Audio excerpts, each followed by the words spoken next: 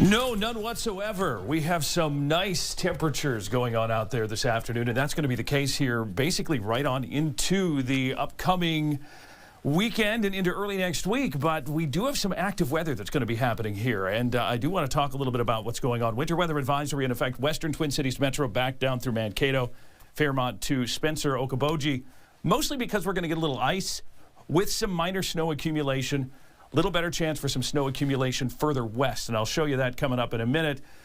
First, though, the spring half of the storm comes first, and that's going to bring a few strong to severe storms late tonight, well to our south. You're going to hear some thunder rattles tonight, some hail possible. The best chance for severe weather will be from about Algona to Sioux City and south of that line. So we're not really going to be dealing with a whole lot of that. Widespread rain, half-inch to an inch or more with some of these thunderstorms, and then the rain changes to snow. Of course, the winter part of the storm is always the backside as the cold air wraps around into it, and that's going to be kicking in late tomorrow night into Saturday morning. Here's that severe risk for late tonight, again, mainly to the south and only for hail. Tomorrow, looking at the possibility of some hail and wind across Minnesota. Once you get down toward Waterloo, Fort Dodge, further south, that's where there is a pretty good tornado risk down there. But for us, tornadoes not likely. Rain amounts, and this is the map that takes forever to fill in. I don't know why. Maybe it's because it's happy that we're going to be getting some rain. But we're looking at generally Twin Cities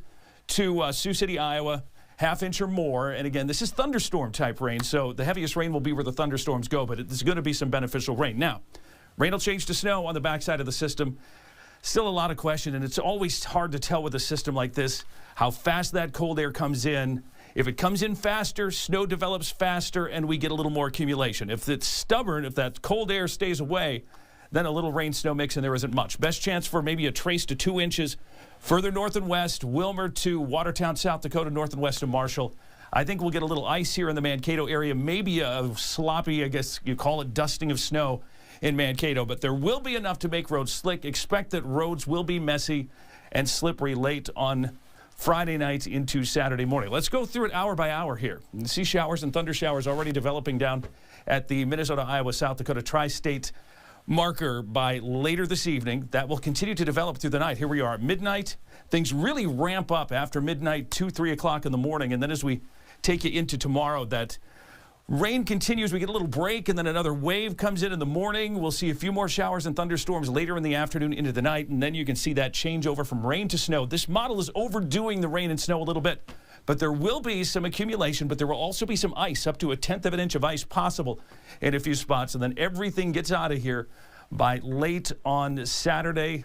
Well, actually late Friday night, early Saturday morning, and things shape up nicely on Saturday into Sunday. 45 clearing Saturday afternoon. By Sunday, partly cloudy, 65. Monday, 57. Tuesday, little rain or snow, and then we do get a bit cooler as we take you through next week. Keep your First Alert app handy. It's our best way of giving you alerts and updates as the system develops. There will likely be some tweaks and changes yet along the way. We're going to take a break. We'll be right back.